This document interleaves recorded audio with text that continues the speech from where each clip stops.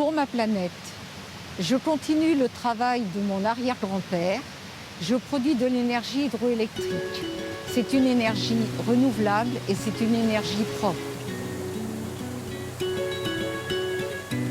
J'ai repris la production hydroélectrique en 2000 et en 2012, j'ai choisi de rénover l'usine pour pouvoir continuer à produire une énergie propre. En moyenne, je produis environ 90 000 kW par an.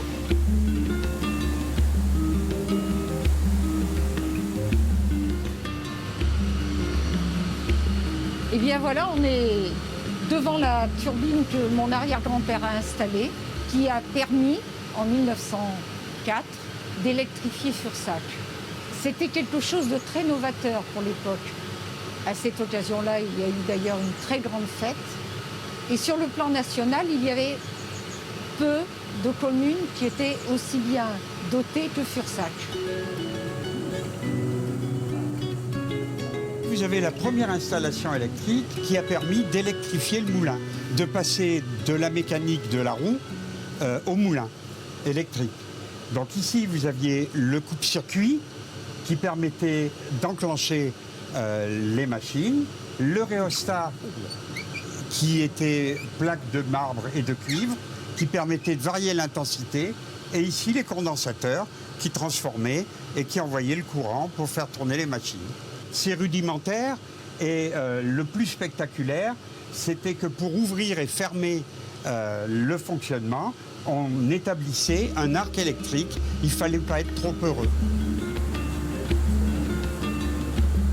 L'eau est dirigée dans un chenal et fait tourner, active la turbine Kaplan. Cette turbine fait ensuite activer un alternateur d'une puissance de 40 kW.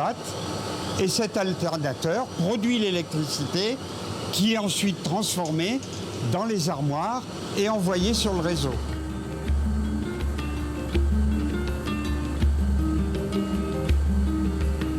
C'est une conviction qui vient certainement de très loin.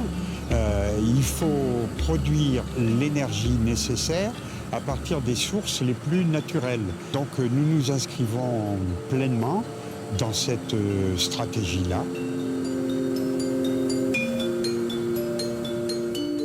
Ce que je souhaiterais, moi, c'est qu'on développe au maximum l'idée du mix énergétique, qu'on arrête le monopole de telle ou telle production avantagée par rapport aux autres et que surtout on apprenne à mieux consommer, à moins consommer.